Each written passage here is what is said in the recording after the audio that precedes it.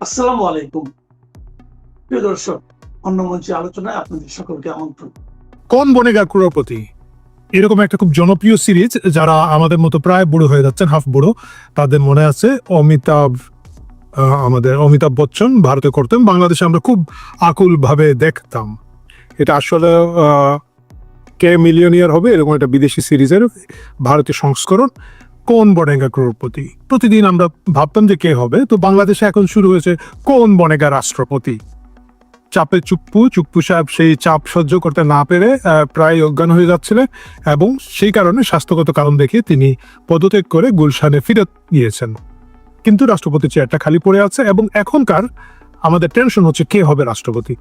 আমার যদিও সন্দেহ আছে যে এটা নিয়ে আসলে পাবলিকের খুব একটা টেনশন আছে বলে আমার মনে হচ্ছে না। তারপরেও আমরা দেখে নিতে পারি যাদের কথা আসছে তাদের মধ্যে কে হতে পারেন। পুরোটাই সাধারণ গ্যাস। আপনারা এখানের মধ্যে অংশগ্রহণ করতে পারেন কমেন্টের মাধ্যমে এবং আপনাদের ভাবনাটা জানাতে পারেন। আচ্ছা, এই মুহূর্তে যাদেরকে নিয়ে আমরা আলোচনা করব তার মধ্যে প্রথমে রয়েছেন নাসিমুল গনি, মন্ত্রী পরিষদ সচিব। কেন রয়েছেন সেটা আমরা যখন তার আলোচনা শুরু করব তখন বলবো। সেকেন্ড চয়েস হচ্ছে ডক্টর মোহাম্মদ ইউনুস, আমাদের মব সম্রাট, মব পিতা, মবের ইত্যাদি ইত্যাদি, আপনারা বাকিটা বুঝে নেন। সেই ফাটকা বলা ঠিক হবে না, এটাই যোদ্ধা মানুষ। যাই হোক, তিনি হচ্ছেন ডক্টর মোহাম্মদ ইউনুস, তিনি হচ্ছেন দ্বিতীয়। তৃতীয় চয়েসে শোনা যাচ্ছে বাংলাদেশের প্রথম নারী রাষ্ট্রপতি হতে পারেন আইরিন জুবাইদা খান। আইরিন জুবাইদা খান হচ্ছেন অ্যামনেস্টি ইন্টারন্যাশনালের সাবেক সাধারণ সম্পাদক হিসেবে বিশ্বব্যাপী বিরাট পরিচিত, এবং তিনি এখন আমাদের স্থায়ী প্রতিনিধি হচ্ছেন জাতিসংঘে। কিসের জাতিসংঘের স্থায়ী প্রতিনিধি হচ্ছেন? ইউএন স্পেশাল রিপোর্টারের সাথে বাংলাদেশের প্রতিনিধিত্ব করছেন তিনি জাতিসংঘে। তিনি হচ্ছেন তৃতীয় চয়েস। চতুর্থ শোনা যাচ্ছে মির্জা ফখরুল ইসলাম আলমগীর, বিএনপির দীর্ঘদিনের মহাসচিব, তার কথা। এর বাইরে আছেন মঈন খানের কথা শোনা যাচ্ছে, বা আরো অন্যান্য কিছু ত্যাগী নেতা যারা এই মুহূর্তে দায়িত্ব পান নাই, বয়স্ক নেতারা আছেন, তাদের কথা শোনা যাচ্ছে। শুরু করতে চাই আমরা নাসিমুল গনিকে দিয়ে, মন্ত্রী পরিষদ সচিব নাসিমুল গনিকে দিয়ে। তার কে চয়েস করা হবে বলে অনেক বেশি ভাবা হচ্ছে।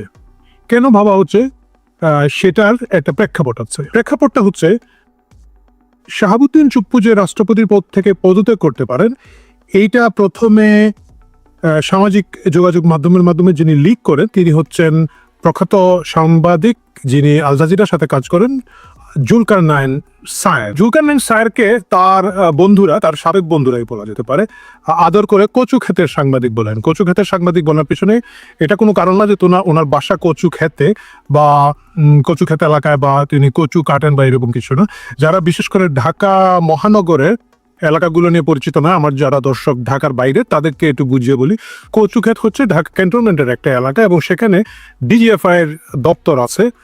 কচুক্ষেতের সাংবাদিক মানে হচ্ছে ডিজিএফআই এর মাধ্যমে আহরিত যে জ্ঞান, সেটা তার মাধ্যমে রিলিজ করা হয়, এটা তার তার সাবেক বন্ধু বান্ধবরা বলে থাকেন, এবং এই জন্য তিনি কচুক্ষেতের সাংবাদিক নামে বেশ পরিচিত। সো সেই জুলকারনাইন সায়ের, যার কাছে প্রচুর সোর্স আছে, এবং তার সোর্সগুলো কিন্তু পরবর্তীতে দেখা যায় যে ভালো ভালো সোর্স। এজ ইজ অল, রাষ্ট্রের একটা বিশাল স্ট্রাকচার্ড এবং ডিজিএফআই ফ্যাট যদি হয়ে থাকেন, আর ডিজিএফআই এর যে ব্যাপক তথ্য সংগ্রহের ক্ষমতা পেশাদারভাবে এবং অন্যান্য লজিস্টিকের কারণে, রাষ্ট্রের অভ্যন্তরে থাকার কারণে, সুতরাং তার তথ্যগুলো সঠিক হওয়ার কথা। এবং তিনি যখন বলেছেন যে শাহাবুদ্দিন চুপ্পু পদত্যাগ করতে যাচ্ছেন, খুব দ্রুতই যাচ্ছেন, তখনও কিন্তু বাংলাদেশের রাজনৈতিক আবহাওয়ায় এটা খুব একটা বোঝা যাচ্ছিল না। মনে হচ্ছিল তারেক রহমানের সাথে চুপ্পু সাহেবের একটা ভালোই সম্পর্ক আছে, খাতির আছে, এবং তিনি হয়তো মেয়াদ পূরণ করে যেতে পারবেন।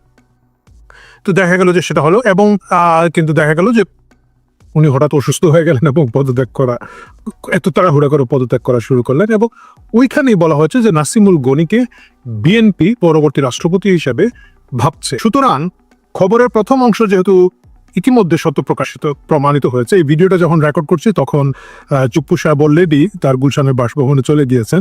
সুতরাং আমরা নাসিমুল গনিকে খবরের বাকি অংশটাকে গুরুত্ব দিয়ে ভাববো, এবং আমরা ধরেই নিব যে এটা সত্য হতে যাচ্ছে। অনেকেই ভাববেন যে নাসিমুল গনিকে দেওয়া মানে হচ্ছে যে এটা ডিপ স্টেটের, তাহলে কি হলো, এটা কি আরেক খলিল সাহেব হইলো, আর একটা খলিল সাহেবের মতো এখানে রিপ্লেসমেন্ট হচ্ছে? আসলে কিন্তু তা না। নাসিমুল গনি মূলত বিএনপির লোক, এবং তিনি যে কেয়ারটেকার সরকারের সময় যে প্রশাসনে ফেরত এসেছেন, তার অবসর মারিয়ে ভাঙ্গিয়ে কিছু একটা আর কি, অবশ্যই শেষ করে এটা কিন্তু আসলে তার বিএনপি কোটায় এসেছেন। নাসিমুল গনির দীর্ঘ সম্পর্ক আছে বিএনপির সাথে। তিনি বেগম জিয়ার সাথে যখন প্রধানমন্ত্রী ছিলেন তখন তিনি প্রধানমন্ত্রী কার্যালয়ের মহাপরিচালক ছিলেন। আমি যদি ভুল না করে থাকি 2006 সালে যখন তিনি এডিশনাল সেক্রেটারি পদে পদোন্নতি পান, তারপরে উনি তৎকালীন রাষ্ট্রপতির একান্ত সচিব ছিলেন। এর মানে হচ্ছে যে বিএনপির খুবই ট্রাস্টেড, খুবই বিশ্বাসযোগ্য একটা লোক। এবং বিএনপির যে প্রশাসনে জামাতের বিরুদ্ধে বিএনপির যে টানাপোড়েনের রাজনীতি ছিল ডক্টর ইউনূসের সময়, সেই সময় তিনি বিএনপি রিপ্রেজেন্ট করতেন। সুতরাং তাকে রাষ্ট্রপতি হিসেবে ভাবেন যদি তারেক রহমান, তাহলে সেটার আমি খুব একটা অবাক হই না। যদিও আমলা থেকে রাষ্ট্রপতি করার নজির আমাদের দেশে নেই, কিন্তু এটা হতে পারে, কারণ এখন তো সবই বেনজির অবস্থায় চলছে, এটা হতেই পারে। কিন্তু এটার একটা টেকনিক্যাল ঝামেলা আছে। টেকনিক্যাল ঝামেলা হচ্ছে আরপিও অনুযায়ী নাসিমুল গনি রাষ্ট্রপতি হতে পারবেন না। কেন পারবেন না তা আমরা একটু দেখি। রাষ্ট্রপতি হওয়ার যোগ্যতা কি? সংবিধানের 48(4) অনুচ্ছেদে বলা হচ্ছে রাষ্ট্রপতি হওয়ার বেশ কিছু যোগ্যতা আছে। নাম্বার 1, ক 35 বছরের কম বয়স্ক নন, তাকে 35 বছরের বেশি হতে হবে। ক সংসদ সদস্য নির্বাচিত হবার যোগ্য না হইলে তিনি হতে পারবেন না। এবং গ এই সংবিধান দ্বারা যদি তিনি এর আগে রাষ্ট্রপতি হিসেবে অভিশংসিত হয়ে থাকেন, আগে যদি তাকে ঘাড় ধরে আগে যদি তাকে খেদিয়ে দেওয়া হয়, তাহলে হবে না। তো ওই দুটাও প্রযোজ্য হবে না নাসিমুল গনির জন্য। কিন্তু সংসদ সদস্য হওয়ার যোগ্যতা একটা বিরাট প্রশ্ন হবে। কেন প্রশ্ন হবে? কারণ বর্তমান সংবিধান অনুযায়ী, আরপিও অনুযায়ী তিনি সংসদ সদস্য হওয়ার যোগ্য নন। সংসদ সদস্য হওয়ার যোগ্যতার অনেকগুলো ক্রাইটেরিয়া আছে। এর মধ্যে একটা অযোগ্যতা হচ্ছে যে কেউ যদি সরকারি চাকুরিতে থাকেন, তাহলে তিনি চাকুরি শেষ করার পরবর্তী 3 বছরে সংসদ সদস্য হওয়ার যোগ্যতা পাবেন না। এটা হচ্ছে গণপ্রতিনিধিত্ব আদেশ আরপিওর 1972-এর 12(1) চ উপধারা। আমি উপধারাটা স্ক্রিন দেখে পড়ি, তাহলে আমারও ভুল হয় না, আপনাদের ভুল হয় না। প্রজাতন্ত্রের বা সংবিধিবদ্ধ সরকারি কর্তৃপক্ষের বা প্রতিরক্ষা কর্ম বিভাগের কোনো চাকুরি থেকে পদত্যাগ করেছেন বা অবসরে গেছেন এবং ওই পদত্যাগ বা অবসর হওয়ার 3 বছর অতিবাহিত না হয়ে থাকে, তাহলে তিনি সংসদ সদস্য পদে নির্বাচিত হবেন না। একটা প্রশ্ন আসতে পারে যে তিনি তো এই মুহূর্তে নাসিমুল গনি হচ্ছেন চুক্তিভিত্তিক নিয়োগে আছেন সরকারের, তিনি তো সরাসরি চাকুরিতে নাই, তাকে কন্ট্রাক্টের মাধ্যমে আনা হচ্ছে। তার ক্ষেত্রে এটা প্রযোজ্য হবে কিনা? তার ক্ষেত্রে এটা প্রযোজ্য হবে, কারণ গত বছর 2025 সালের ডিসেম্বরের 24 তারিখে হাইকোর্টের একটা রায় আছে এই ব্যাপারে। আমি একটু দেখে নিই। 24শে ডিসেম্বর 2025 সালে এ সংক্রান্ত একটা রিট আবেদন বুধবার 24শে ডিসেম্বর খারিজ করে দেন বিচারপতি মোহাম্মদ বজলুর রহমান এবং বিচারপতি মোহাম্মদ মঞ্জুরুল আলমের বেঞ্চ। তারা বলেন যে চুক্তিভিত্তিক, ওইখানে কিন্তু আদালত বলে দিয়েছে যে চুক্তিভিত্তিকও যদি কেউ নিযুক্ত হয়ে থাকেন তার ক্ষেত্রে একই ধারা প্রযোজ্য হবে। তারা জিনিসটাকে আর সুস্পষ্ট এবং ব্যাখ্যা দিয়ে পরিষ্কার করেছে। তাহলে কি দাঁড়াচ্ছে? তাহলে নাসিমুল গনিকে যদি রাষ্ট্রপতি করতে হয়, সেক্ষেত্রে সংবিধান পুনরায় সংশোধন করা ছাড়া আর কোনো গতি নেই। আমার মনে হয় না বিএনপি এই মুহূর্তে এত বড় ঝামেলায় যাবে। পছন্দের দ্বিতীয় তালিকায় আমার ফেভারিট স্যার, আমি জানি আমরা সবাই বলেছিলাম স্যার 5 বছর থাকেন, 5 বছর থাকেন, 5 বছর থাকেন, স্যার শুনলো না, স্যার চলে গেল।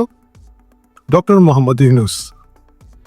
ডক্টর মোহাম্মদ ইউনূস হচ্ছেন আমাদের পছন্দের সম্ভাব্য তালিকায় দ্বিতীয়। কারণ অনেক দিন ধরে শোনা যাচ্ছিল যে বিএনপিকে ক্ষমতা দেওয়ার পিছনে একটা মূল কারণই হচ্ছে যে বিএনপি এবং জামাত ডক্টর ইউনূস তারা একটা ক্ষমতা ভাগাভাগি করবেন, এবং সেক্ষেত্রে ডক্টর মোহাম্মদ ইউনূসের রাষ্ট্রপতি হওয়ার একটা বড় সম্ভাবনা আছে।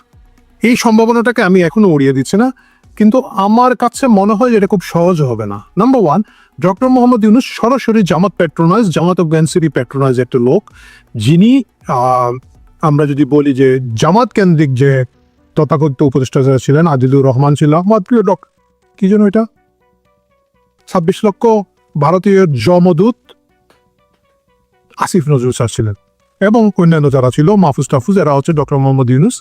এই ব্লকটাকে আবার গণভবনে দিলে যে পাওয়ারের একটা ইমব্যালেন্স হবে, একটা টেনশন থাকবে, তারেক রহমান এই মুহূর্তে সেই টেনশন নিতে রাজি হবেন বলে মনে হয় না।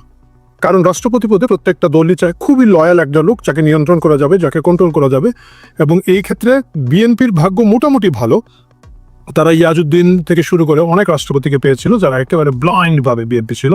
একমাত্র দুর্ভাগ্যজনক বিকল্প ছিল বিকল্প ধারার বি চৌধুরী, এবং তাকে শেষ পর্যন্ত রেল লাইনের উপর দিয়ে বিএনপি দৌড়া বিদায় করে দিয়েছিল। যাই হোক, ডক্টর মোহাম্মদ ইউনূসকে এখন বিএনপি ওইভাবে চাবে না। এখন আপনারা বলবে যে খলিলকে কি বিএনপি ওইভাবে চেয়েছিল? হয়তো চেয়েছিল, পর্দার আড়ালের গল্প আমরা এতটুকু জানি না। কিন্তু যদি ডিপ স্টেট মনোনীত হিসাবে ডক্টর মোহাম্মদ ইউনূসকে এখানে আসতে হতো, তাহলে এর কিছু লক্ষণ আগে থেকে দেখা যেত। কিভাবে লক্ষণগুলো দেখা যেত? প্রথমত ওনাকে আরেকটা পুরস্কার দিয়ে দিত। নিশ্চয়ই আরো অনেক পুরস্কার মেডেল বাংলাদেশে না পৃথিবীতে আছে যেগুলা তাকে রিসেন্টলি দেওয়া হতো, যে এবং তার ইমেজ বিল্ড আপ করা হতো, যেটা করা হয় নাই। বাস্তবতা হচ্ছে যে নির্বাচনের আগে ডক্টর মোহাম্মদ ইউনূসের ইমেজ এত খারাপ ছিল, মব সম্রাট হিসাবে সন্ত্রাসী গোষ্ঠী, জঙ্গি গোষ্ঠী এবং যুদ্ধাপরাধীদের প্যাট্রন হিসাবে তাকে যেভাবে চিহ্নিত করা গেছে, যেভাবে জনসমক্ষে পরিষ্কার করে দেখা গিয়েছে, তারপরে ধরেন তার নিজে 666 কোটি টাকার কর মুক্তি, এই লাইসেন্স ওই লাইসেন্স নেওয়ার মাধ্যমে তাকে একটা লোভী, প্রতারক, ভণ্ড লোক হিসাবে জনসমক্ষে প্রকাশ করা হয়েছে।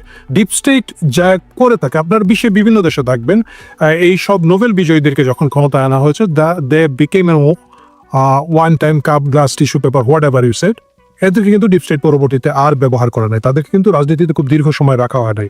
সেটা আপনি আফগানিস্তানে যদি দেখেন, আমাদের পার্শ্ববর্তী দেশ হিসেবে আমি আফগানিস্তানের কথা বলছি, মায়ানমারে যদি দেখে থাকেন, এদের কিন্তু আবার ক্ষমতায় ফেরত আসার কোনো পথ ডিপ স্টেট, আপনারা জানেন কারা, তারা রাখে নাই। এটা ওয়ান টাইম ক্রাইসিস মুহূর্তে এদেরকে আনা হয় এবং এদের মাধ্যমে দ্রুত চুক্তি, মুক্তি, হাবি জাবি যা যা করো তারা করে স্বার্থ উদ্ধার করে ফেলে। এখানে ডক্টর মোহাম্মদ ইউনূসের এই মুহূর্তে যে ইমেজ, সেটাও আমার কাছে মনে হচ্ছে না যে তারা এই বিষয়ে তারেক রহমানকে খুব একটা চাপ দিবে। ডক্টর মোহাম্মদ ইউনূসের এই পর্ব এখানে শেষ। তাকে যা ব্যবহার করার করে তারা মুখ মুছে বা হোয়াট এভার, মুখ বলেন বলা ঠিক হবে না, ওই মুছে ফেলে দিয়েছে। তাহলে দেখা যাচ্ছে যে নাসিমুল গনি ফার্স্ট চয়েস আমারও কাছে মনে হচ্ছে সম্ভবই না, এটা বেশ জটিলতা। ডক্টর মোহাম্মদ ইউনূসের ক্ষেত্রে সম্ভাবনা কম দেখছি। তৃতীয় পছন্দ হিসাবে আছে আইরিন জুবাইদা খান। আইরিন জুবাইদা খান আমার ব্যক্তিগত ভোট, সিলেটি মানুষ, আপনারা জানেন যে একটা সিলেটিদের মতো একটা হাতে যাই হোক, ওই পর্ব বাদ দেন। আইরিন জুবাইদা খান, তিনি মূলত আন্তর্জাতিকভাবে পরিচিত পেয়েছে, তিনি একজন মানবাধিকার আইনজীবী, ব্রিটিশ বাংলাদেশি। তাকে সম্প্রতি বাংলাদেশ সরকার আরেকবার নিয়োগ, মানে তাকে বাংলাদেশ সরকারের সার্ভিসের জন্য নিয়োগ দেওয়া হয়েছে, জাতিসংঘে বাংলাদেশের প্রতিনিধিত্ব তিনি করছেন। বেশ একটা ঢাকঢাক গড়গুড় আছে যে তাকে করা হতে পারে। কেন করা হতে পারে? এর একটা যোগ্যতা বলা হচ্ছে, আইরিন জুবাইদা খান হচ্ছেন তারেক রহমানের স্ত্রী ডাক্তার জুবাইদার কাজিন এবং তারা, ওই যে বললাম সিলেটি, মানে কিছু পরিবার তারা খুবই ঘনিষ্ঠভাবে একে আরেক সাথে সম্পর্কিত। মাহবুব আলী খান যিনি জুবাইদা রহমানের বাবা, তাদের সাথে পারিবারিক সূত্র এবং কাজিন, সেটা হচ্ছে পারিবারিক একটা আস্থার জায়গা তৈরি হচ্ছে। আইরিন খানকে দিলে যেটা হবে, আন্তর্জাতিক একটা রেপুটেশন আছে তার, আন্তর্জাতিক যোগাযোগ এবং কূটনৈতিক জায়গায় বিএনপিও একটা অ্যাডভান্টেজ পাবে, পরিবারের সদস্য বিশ্বাস করা যায়। সুতরাং আইরিন খান একটা চয়েস হতে পারেন। কিন্তু আইরিন খানের চ্যালেঞ্জটা হচ্ছে, আইরিন খান বাংলাদেশের রাজনীতি, বাংলাদেশের কূটচাল, বাংলাদেশের সঠতা, বাংলাদেশের যে ধান্দাবাজ এবং পলিটিক্সের ভিতর দিয়ে যে কাহিনীগুলো করতে হয়, এই বিষয়ে তার জ্ঞান খুব একটা নাই, তিনি ফ্যামিলিয়ার নন। এবং তাকে যদি রাষ্ট্রপতি দেওয়া হয়, রাষ্ট্রপতি ক্রাইসিস মুহূর্তে বিএনপি যে সার্ভিসটা তাদের কাছ থেকে আশা করে থাকে, এটা পাবে না। কারণ বিএনপি প্রত্যেকবার নির্বাচনের আগে একটা ভেজাল করে, মানে করার চেষ্টা করে আরেকবার ক্ষমতা থাকতে পারে না, সেটা অন্য জিনিস, কিন্তু তারা চেষ্টা করে। এবং সেই সময় তাদের একজন খুবই লয়াল, অন্ধ, চাটুকার টাইপের রাষ্ট্রপতি প্রয়োজন, যেটা তারা ধরেন এর আগে পেয়েছিল আব্দুর রহমান বিশ্বাসকে। আপনাদের মনে আছে 96 সালে সেনাবাহিনীর সাথে যখন একটা টেনশন তৈরি হয়, আব্দুর রহমান বিশ্বাস তিনি কিন্তু খুব শক্তভাবে বিএনপি পক্ষে থেকে ওই জেনারেল নাসিমের কুটা বন্ধ করে দিতে পেরেছিলেন, প্রতিহত করতে পেরেছেন। তারপরে যদি আছেন ইয়াসুদ্দিন নয়, কি জন্য ইয়াজউদ্দিন সাহেব যখন আবার একটা 2006-07 সালে ঘোট পাকালেন, তিনি কিন্তু একেবারে হাওয়া ভবনের প্রেসক্রিপশন অনুযায়ী চলেছেন। এতে খুবই অসম্মানিত হয়েছেন বেচারা বুড়ো বয়সে, কিন্তু তিনি বিএনপির কথা শুনেছেন। বিএনপি ওইখানে যে লয়াল লোকটা চায়, যার কোনো চোখের চামড়া থাকবে না, এই জিনিসটা আসলে আইরিন খানের মাধ্যমে তারা আদৌ উদ্ধার করতে পারবে কিনা, এটা নিয়ে আমার সন্দেহ আছে এবং আমার জানা তারেক রহমানের সন্দেহ আছে। কারণ আইরিন খানকে তার আন্তর্জাতিক একটা রেপুটেশন রক্ষা করতে হবে, তিনি চাইলেই পরবর্তীতে যা ইচ্ছে তা করতে পারবেন না। এবং সেটা যদি হয়, আইরিন খানকে হয়তো বিএনপি এইখানে খুব সিরিয়াসলি আমার মনে হয় না যে বিবেচনা করবে। আর আত্মীয়তা যে খুব একটা কাজে লাগে না, সেটা শেখ হাসিনার দেখে লোকজন বুঝেছে। বোনের জামাই, কুয়াতো বোন না খালাতো বোনের জামাই যেন ছিল না আমাদের প্রিয় যারা ওয়াকার স্যার, সেই ওয়াকার স্যারকে দেখেই লোকজনের শিক্ষা হয়ে গেছে। সো এইটাও একটা বড় অপশন হতে পারে না। মির্জা ফখরুল ইসলাম আলমগীর কি রাষ্ট্রপতি হতে পারবেন? আমি জানি যে মির্জা ফখরুলকে নিয়ে লোকজন বেশ জনপ্রিয়, মানে জনপ্রিয় একটা দাবি আছে, যে চাহিদা আছে বা প্রত্যাশা আছে, যদি বলি দাবি হবে না, বা প্রত্যাশা আছে যে মির্জা ফখরুল ইসলাম আলমগীর বাংলাদেশের রাষ্ট্রপতি হতে পারেন। কেন? কারণ তিনি দীর্ঘদিন বাংলাদেশে থেকে শেখ হাসিনা বিরোধী বা আওয়ামী লীগ বিরোধী আন্দোলনে নেতৃত্ব দিয়েছেন। যখন খালেদা জিয়া অসুস্থ ছিলেন, খালেদা জিয়া কারাগারে ছিলেন, তারেক রহমান দেশে ছিলেন না, তিনি কিন্তু চেষ্টা করেছেন এই সংগঠনটাকে ধরে রাখতে, বিএনপিকে ধরে রেখেছেন, রক্ষা করেছেন, এবং তাকে লোকজন ভদ্রলোক রাজনীতিবিদ হিসাবে চিনে। মানে এই রেপুটেশনটা যাদের আছে বাংলাদেশে খুব কম লোকের আছে, তার মধ্যে মির্জা ফখরুল ইসলাম আলমগীর একজন। তাকে লোকজন ফালতু কথা বলতে দেখে নাই। তাকে তাকে এক ধরনের রেসপেক্ট সবাই করে। মানে আমি বলছি না যে শুধু বিএনপি করে, অন্যান্য দলের মধ্যেও তার একটা গ্রহণযোগ্যতা আছে, যেমন লোকটা মোটামুটি ভদ্রলোক। সুতরাং এটা একটা ন্যাচারাল চয়েস হওয়া উচিত যে মির্জা ফখরুলের যে বয়স টয়স চিন্তা করে যে তাকে হয়তো একটা রাষ্ট্রপতি পদ দিয়ে সম্মান দেওয়া যেতে পারে। আওয়ামী লীগ কিন্তু এর আগে করেছে, আমরা দেখেছি যে জিল্লুর রহমানকে করেছে বা হামিদ সাহেবকে করেছে।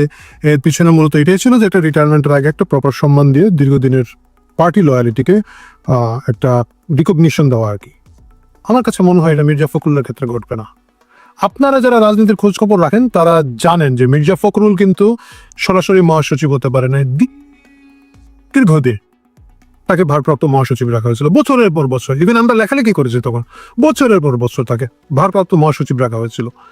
এর মানে হচ্ছিল যে বিএনপি, বিশেষ করে তখন যখন তারেক রহমান দেশ চালান, Tarique Rahman was not good, তার গুড বুকে মির্জা ফখরুল ছিলেন না।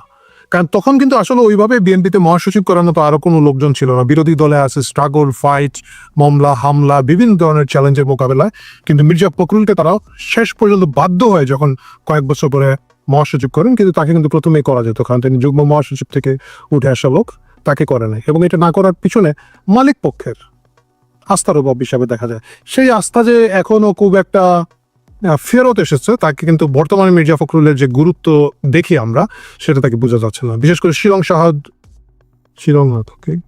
যাই হোক, আপনারা জানেন সালাউদ্দিন সাহেব ফেরত আসার পরে মির্জা ফখরুল ইসলাম বয়সের কারণেও আছে, তার একটা বয়সও হয়ে গেছে, শারীরিক চ্যালেঞ্জ আছে, কিন্তু তাকে ওই গুরুত্ব, ওই সম্মান বিএনপিতে এই মুহূর্তে দেওয়া হচ্ছে বলে পর্যবেক্ষক হিসাবে আমার কাছে মনে হয় না।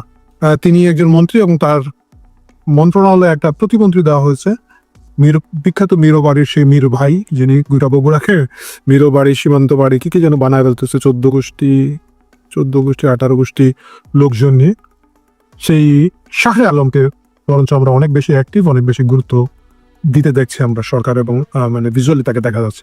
সো মির্জা ফখরুল ইসলাম আলমগীরের প্রতি যদি সেই আস্থা না থাকে, তাকে রাষ্ট্রপতি করা যদিও খুবই ভালো হতো, আমার কাছে মনে হয় যে সাধারণ লোকজনের বেশ একটা প্রশংসা পাওয়া যেত। তারেক রহমান হয়তো মির্জা ফখরুলকে রাষ্ট্রপতি ভাববেন না।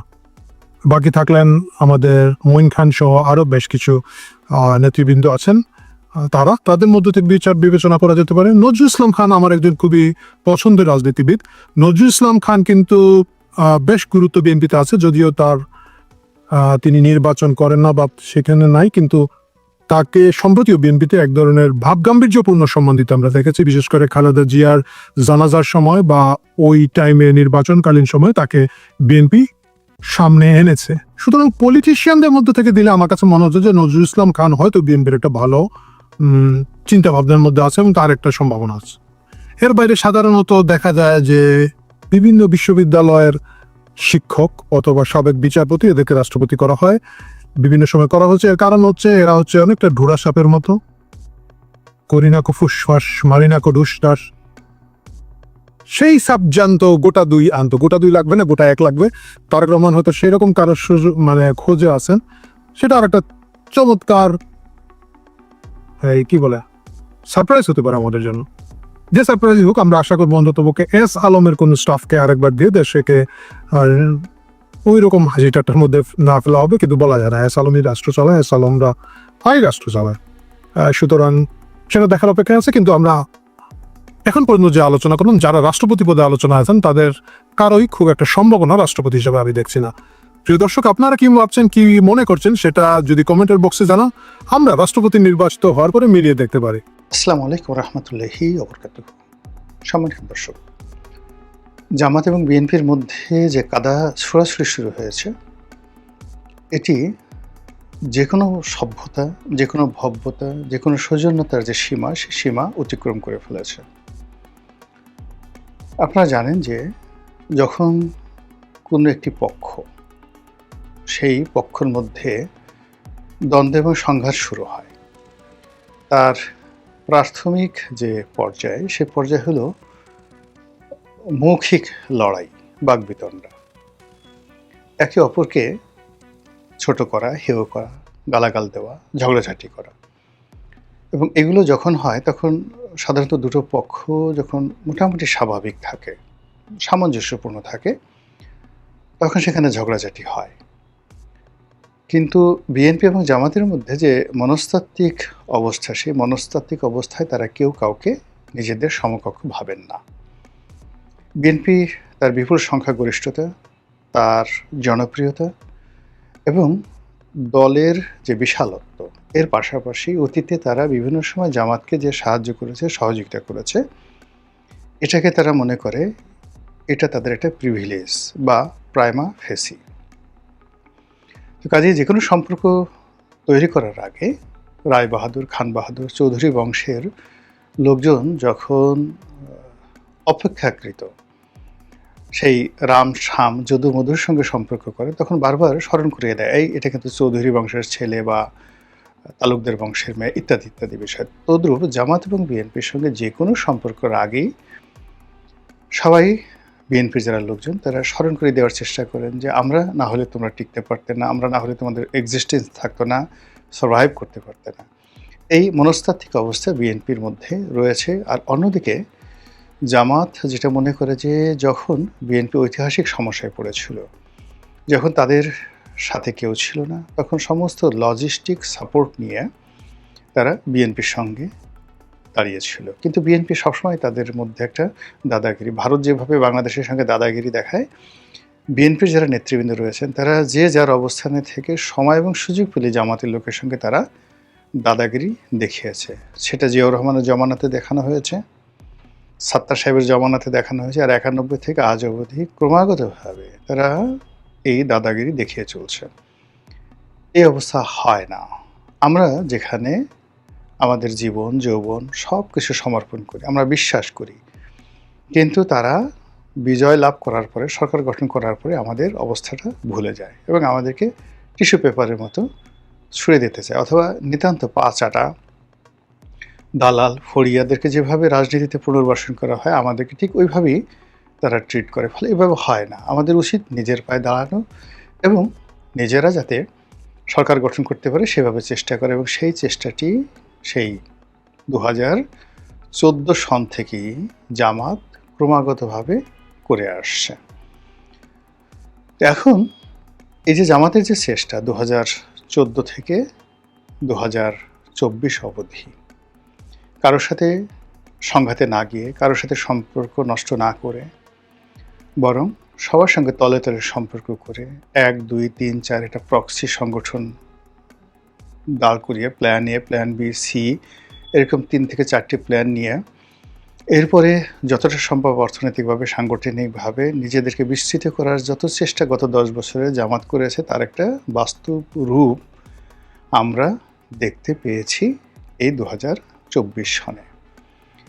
কিন্তু 2024 সনে জামাতের যে প্রবলেমটা হলো, জামাত ধরেন আগের যারা প্রথম শ্রেণীর নেতৃত্ব ছিলেন বা প্রথম সারির নেতৃত্ব ছিলেন, তাদের তো অনেকে মারা গিয়েছেন, তারপরে অনেকে ফাঁসিতে চড়ানো হয়েছে। ফলে এই যে জেনারেশনটা যেটা এখন নেতৃত্ব দিচ্ছেন, তারা মূলত চতুর্থ সারির, যেটাকে টায়ার বলা হয়,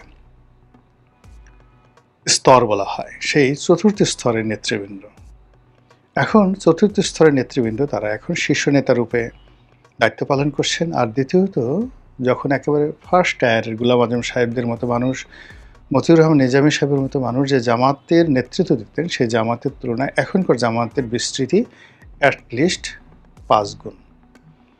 তো কাজেই এই 5 গুণ বড় জামাতের মধ্যে হেফাজত ঢুকেছে, জামাতের মধ্যে চরমোনাই ঢুকে গেছে, জামাতের মধ্যে আওয়ামী লীগ ঢুকেছে, বিএনপি ঢুকেছে, আবার জামাতও অনেক আওয়ামী লীগ, বিএনপি, জামাত, হেফাজত এদের লোকদেরকে ডেকে এনেছে।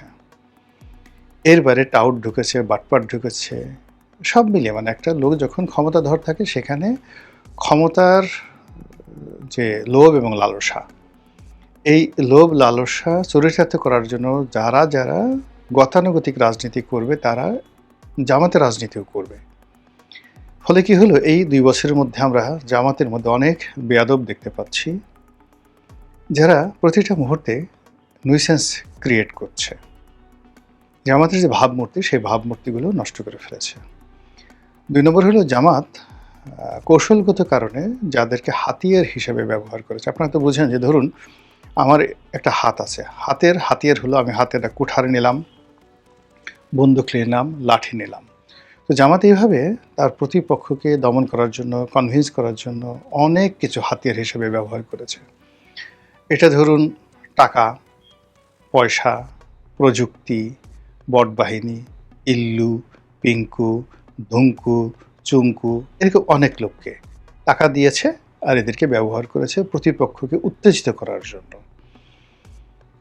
ফলে কি হলো, জামাত রাতারাতি যখন ক্ষমতায় চলে আসলো তখন এ সকল ইল্লু এবং পিঙ্কু, চুল্লু বুল্লু যারা আছে, চিল্লু বিল্লু যারা আছে, তারা ওনারশিপ দাবি করে বসলো। দে আর দ্য ওনার। তাদের কারণে এই জিনিসগুলো হয়েছে। এই ধাক্কা সামলানোর মতো অবস্থা জামাতের এই মুহূর্তের নেতৃত্বে যারা আছেন তাদের নেই। এর কারণ হলো যে একটা কথা আছে, ফ্র্যাঙ্কানেস্টাইনের দানব। আপনি যে দানব তৈরি করবেন, যে মাস্তান তৈরি করবেন, চাঁদাবাজি তৈরি করবেন, যে কোনো মন্দ কাজ, ওটার কুফল আপনাকে ভোগ করতেই হবে। আর আপনি সারা জীবন ভালো কাজ করে ভালো কিছু সৃষ্টি করবেন, তো আপনি সেই ভালো কাজের ফলও দুনিয়া এবং আখিরাতে পেয়ে যাবেন। তো জামাত কী করলো, ছাত্রলীগকে, ছাত্রদলকে কিংবা আওয়ামী লীগের বটবাহিনীকে ফাঁকি দেওয়ার জন্য যে সমস্ত কাজকর্ম করেছে, এখন সেই কাজগুলো তাদের জন্য একটা রীতিমতো মহা ফেতনা এবং ফ্যাসাদে পরিণত হয়ে গেছে। এমন সব লোকের দায় দায়িত্ব তাদেরকে নিতে হচ্ছে যে লোকগুলোর ক্যারেক্টারিস্টিক্স আসলে জামাতের সঙ্গে যায় না, তাদের লেবাস জামাতের সঙ্গে যায় না, তাদের শিক্ষা দীক্ষা, তাদের চরিত্র কোনো কিছু জামাতের সঙ্গে যায় না। কিন্তু এই লোকগুলো, তারা বলছে তারা জামাত করছে, তাদের কাছে জামাতের অনেক গোপন তথ্য আছে, তাদের সঙ্গে জামাতের আমির, জামাতের সেক্রেটারির কথাবার্তা হয়েছে, এরকম অসংখ্য ভিডিও, অডিও, কল তাদের মধ্যে রয়ে গেছে, তাদের কাছে রয়ে গেছে। এবং এইগুলো নিয়ে তারা জামাতকে রীতিমতো জিম্মি করে ফেলছে। ঠিক একই অবস্থা আবার বিএনপির।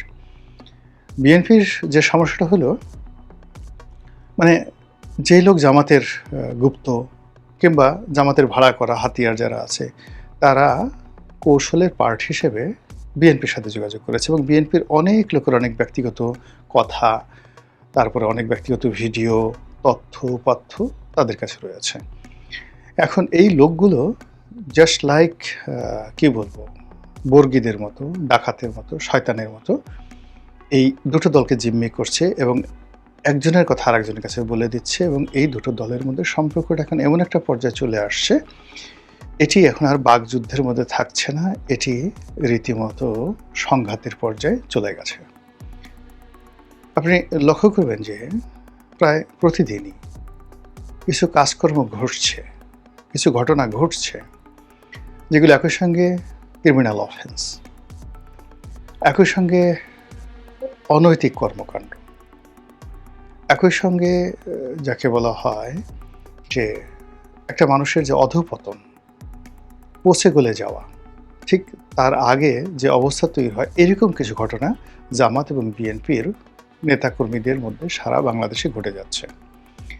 যখন এই ধরনের কোনো ঘটনা ঘটছে, এরকম একটা ঘটনা জাস্ট লাইক এই করোনার মতো ব্যাধি, যেখানে সবাইকে আসলে সচেতন হতে হবে, তো সেই কাজটি না করে পুরো সামাজিক মাধ্যমে যখন জামাতের বিপদ আসছে, বিএনপির লোকজন হৈ হৈ করছে, হায় হায়, খোদা গেল কই, আল্লাহ গেল কই, রাসূল গেল কই, কোরআন গেল কই, হাদিস গেল কই, আর এই জান্নাতে বসেই কাজ করে মানুষে।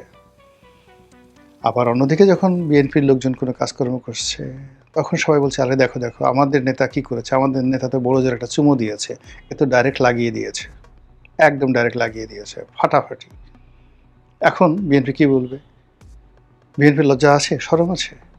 তারপরে অন্যান্য যে ঘটনাগুলো ঘটছে, ক্রিমিনাল অফেন্স, সেগুলো তো আসছেই সামনে। সব মিলিয়ে দুটো রাজনৈতিক দলের মধ্যে যে বন্ধন হতে পারত, সম্পর্ক হতে পারত, বিরোধী দল এবং সরকারি দলের মধ্যে যে একটা সুষম প্রতিযোগিতা হতে পারত কিংবা প্রতিদ্বন্দ্বিতা হতে পারত, ইভেন শত্রুতা হতে পারত। আওয়ামী লীগ এবং বিএনপির মধ্যে যে শত্রুতা, সেই শত্রুতা জামাত এবং বিএনপির মধ্যে সম্ভব নয়। ফলে কি হচ্ছে, আওয়ামী লীগ সিনিয়রের বাইরেতে আছে, বিএনপি রাষ্ট্র ক্ষমতা আছে, জামাত তথাকথিত বিরোধী দলে আছে এবং সে জানে যে কোনোভাবেই সে বিএনপির সঙ্গে গলা উঁচু করে কথা বলতে পারবে না। আবার জাতীয় পার্টির মতো তারা গলার স্বর নরম করে বিএনপির দাবিদারিও করতে পারবে না, বিএনপির সাথে ঝগড়া করবে না, ঝগড়া করতে পারবে না। এবং এখন যে অবস্থায় চলছে এই অবস্থায় যদি আর কিছুদিন চলে, জামাতের যে অস্তিত্ব সেই অস্তিত্ব টিকবে না, জামাত নামক দলটি থাকবে না। তাহলে কি করতে হবে? জামাতের যারা নেতাকর্মী আছে তাদের মধ্যে এক ধরনের উন্মাদনা তৈরি করতে হবে, প্রতিযোগিতা তৈরি করতে হবে। আর সেই প্রতিযোগিতা তৈরি করার জন্য তারা যেভাবে আওয়ামী লীগকে ব্যস্ত রেখেছিল, যেভাবে আওয়ামী লীগের বিরুদ্ধে ন্যারেটিভ তৈরি করেছিল, যেভাবে আওয়ামী লীগকে রীতিমতো মানসিকভাবে অসুস্থ করে ফেলেছিল, ঠিক একই জিনিস তারা, যেহেতু গোপনে এই কাজগুলো তাদের করতে হচ্ছে, প্রকাশ্যে তাদেরকে এই কাজগুলো করতে হচ্ছে। জাস্ট একটা উদাহরণ, আমি সত্য মিথ্যা জানি না, যেমন দেখা গেল মানে বেশিরভাগ মানুষ যেটা হয়, আমাদের বন্ধু মানুষ, আমার সাথে খুব ভালো সম্পর্ক, তিনি অতি সম্প্রতি লাঞ্ছিত হয়েছেন ইটালিতে। বনিয়ামিনের সঙ্গে আমার ব্যক্তিগত সম্পর্ক ভালো। উনি মাঝে মধ্যে অনেক আগের থেকেই, আরও 7-8 বছর আগের থেকেই ওনার সঙ্গে আমার টেলিফোনে কথা হয়। তারপর একবার দুবার কথা হলো, কিন্তু এই জুলাই আগস্ট বিপ্লবের সময় খুব ঘন ঘন কথা হতো এবং তিনি দেশ নিয়ে খুব চিন্তা করতেন, ভীষণ রকম চিন্তা করতেন। তো অল অন এ সাডেন তিনি অনেকটা জামাতমুখী হয়ে গেলেন, জামাতের পক্ষে গেলেন। আমি এগুলো নিয়ে আসলে ওনার সঙ্গে আমার যে কথাবার্তা হতো রাষ্ট্র নিয়ে, দেশ নিয়ে, দেশের অবস্থা নিয়ে, রাজনৈতিক পট পরিবর্তন নিয়ে, কিন্তু ওনার ব্যক্তিগত, আমার ব্যক্তিগত এই কোনো বিষয় নিয়ে কিন্তু তার সাথে কখনো আমার কথা হয়নি। আই ফাউন্ড হিম, আমি তাকে দেখেছিলাম একজন একেবারে ভালো মানুষ, সরল সোজা। উনি এই যেগুলো যৌনতা, কথাবার্তা, এটা অনেকটা ওয়েস্টার্ন সোসাইটির মতো, ওইখানে দীর্ঘদিন থাকতেন বা থেকেছেন, এই জন্য মানে একজনকে ডিভোর্স করা, আর একটা বিয়ে করা, তালাক দেওয়া, তারপর শেষে নারীর যৌনতাকে, মদ খাওয়া, ড্রিঙ্কস করা, 5 স্টার হোটেলে থাকা, এগুলো তার কাছে ভাত মাছের মতো। তো এই জিনিসগুলো তিনি তার সেই যে ব্লগ, সেই ব্লগে তুলে ধরেছেন, প্রাণান্ত চেষ্টা করেছেন সেভাবে। এই কারণে হয় কি, কেউ তাকে নাস্তিক বলার চেষ্টা করছেন, কেউ তাকে অশ্লীল বলার চেষ্টা করছেন, এবং ওই সময়টাতে আন্দোলনকে সাপোর্ট করতে গিয়ে দেখা যাচ্ছে তিনি শেখ হাসিনাকে ছোটো করার জন্য, আওয়ামী লীগকে ছোটো করার জন্য যা যা করা দরকার সেই কাজগুলো তিনি করেছেন। তো সেই কারণে কী হলো, আওয়ামী লীগের লোকজন তাকে শ্রেণীর শত্রু মনে করবে। তো এই ভদ্রলোক ইটালিতে, এর আগে একবার ইংল্যান্ডে বা অন্য কোনো শহরে বোধহয় লাঞ্ছিত হয়েছেন সীমিত আকারে, বাট ইংল্যান্ডে ব্যাপক। এখানে থেকে চড়, থাপ্পড়, কিল, ঘুষি, লাথি দিয়ে ফেলে দিয়ে তাকে রীতিমতো পালানো হয়েছে। তো এগুলো নিয়ে আমি আসলে কথা বলতে চাইনি, কিন্তু হঠাৎ করে এক ভদ্রলোক, যেটা আমেরিকা থেকে মাঝে মধ্যে ব্লগ করেন, তো তিনি দেখলাম যে নিজেকে সেই যাকে বলা হয় বনিয়ামিনের মেয়ের জামাই হিসেবে পরিচয় দিচ্ছেন, এবং তিনি এত সুন্দরভাবে কথাবার্তা বলছেন যেই কথাগুলো শুনলে 99.99% লোক মনে করবেন যে আসলে তিনি বনিয়ামিনের মেয়ের জামাই। এবং তিনি যে ভাষাগুলো ব্যবহার করেছেন, পরবর্তীতে দেখা গেল যে সেই ভাষা, মানে আমি নিজেও মনে করেছি যে আসলে মেয়ের জামাই এইভাবে কথা বলছে, কিন্তু স্যাটায়ার করে যে একটা মানুষকে শেষ করে দেয়া যায়, এটা এই ভদ্রলোকের কথার মাধ্যমে আমি এখনও জানি না আসলে সে মেয়ের জামাই কিনা। পরে কয়েকজন আবার ইউটিউবার বললেন যে না, ওই ভদ্রলোক যিনি আমেরিকান যে থাকেন, এই ভদ্রলোক, তার সঙ্গে বনিয়ামিনের সাথে সম্পর্ক ভালো না। বনিয়ামিন তাকে নিয়ে বেশ কয়েকটা ব্লগ তৈরি করেছেন, এই ছেলের বিভিন্ন অনিয়ম তুলে ধরেছেন।